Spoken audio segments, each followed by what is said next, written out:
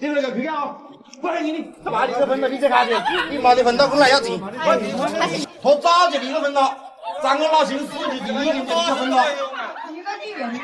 男子意外身亡，获得82万賠償金。前妻知道後上門討要，不料遭到前夫家人羞辱。兒子的態度也讓他傻眼。按理來說，這錢跟前妻沒有半毛錢關係，可他為何如此厚着臉皮上門要錢呢？這背後究竟隱藏着怎樣的原因？眼前這名女子叫葉小紅，旁邊是她兒子丁廣。葉小紅告訴我們，去年前夫丁大山在礦井打工時不幸發生意外，被坍塌的泥石砸中搶救無效身亡。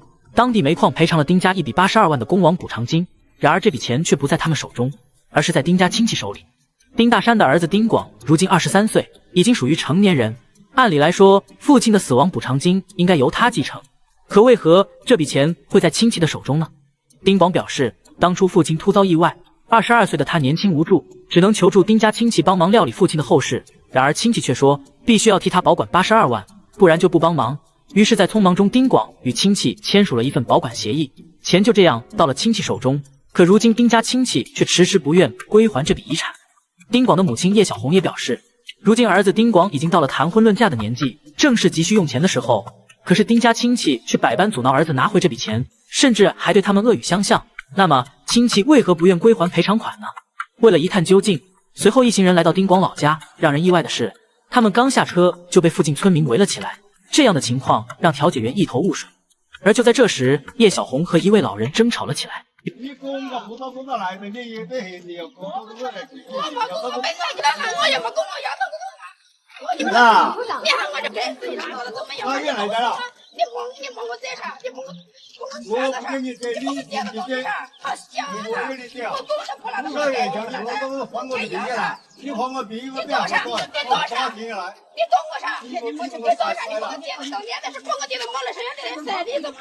原來與葉小紅爭吵的是丁家主事大叔公。在大叔公口中，葉小紅已經跟丁大山離婚多年，也曾答應不再跟丁家來往。如今挑唆兒子丁廣來鬧事，就是為了82萬的賠償款。面對大叔公的控訴，葉小紅言辭閃爍，囂張的態度卻是不減。一時間，雙方吵得不可開交。我就是塞着我冇得那個，光天冇得為的，我告訴你了，光天冇得為的，那個腿我塞，光天冇得為的，光天冇得為的，光天冇得為的。你知道我來塞呀？我對多少？我塞的。我就是個用飯啊，咋曉得？在一旁的丁廣看着這一切默不作聲，看樣子似乎另有隱情。但無論如何，丁家親戚已經沒有理由代為保管這筆錢了。難道這是丁家不願歸還賠償款的借口嗎？事情的真相究竟是什麼？為了不讓雙方發生衝突，調解只能暫時終止。隨後葉小紅跟着我們說起了她和丁大山離婚的原因。當年她跟丁大山是因為一些瑣事爭吵，一時衝動才離的婚。但是多年來，她與丁大山離婚不離家，始終共同生活。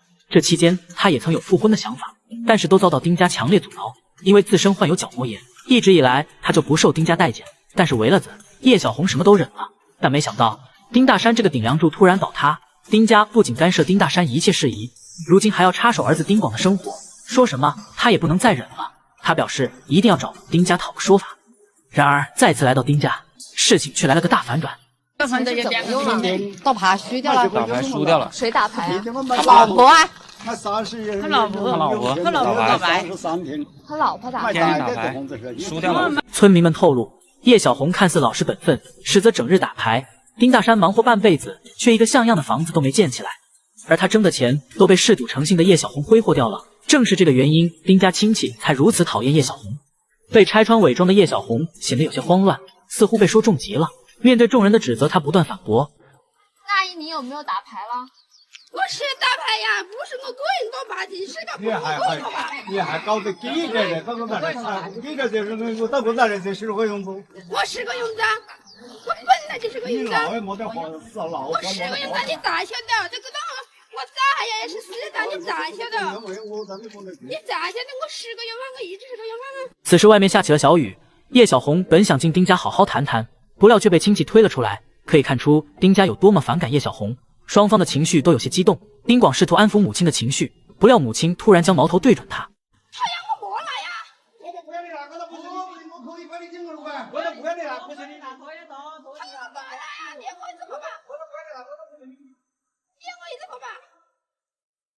我又不拉手，我的天呀！我咋的天呀！我咋的天呀！丁廣就這樣夾在雙方之間左右為難。這時，丁廣的叔叔看不下去了，叫調解員單獨到一邊，把當初雙方簽署的保管協議拿了出來。堂叔丁強表示，當初煤礦確實賠了82萬，除去丁廣奶奶贍養費7萬和父親後事7萬，還剩68萬。此前，丁廣又以買房為由拿走21萬，而這筆賠償款是以丁廣的名義辦理的5年定期，只有丁廣知道密碼，也只有他才能取用。他們丁家只是幫忙保管3張存單罷了。如此看來，事情並非葉小紅所說那樣，丁家不願歸還賠償款。可讓人不解的是，丁廣已經成年丁家親戚，為何還要執意保管這筆錢呢？此時，丁家幾位堂叔說出了其中無奈。原來丁大山在家是出了名的老實人，而葉小紅則不是一個持家的妻子，整天就知道沉迷打牌，有時候一天能輸上幾千。丁大山每月工資7、8千也補不上這個窟窿，這麼多年來連個像樣的房子也沒建起來。這82萬是丁大山拿命換來的，丁家親戚知道其重要性，絕不可能交到葉小紅手裡任其揮霍，於是他們才與丁廣簽下保管協議。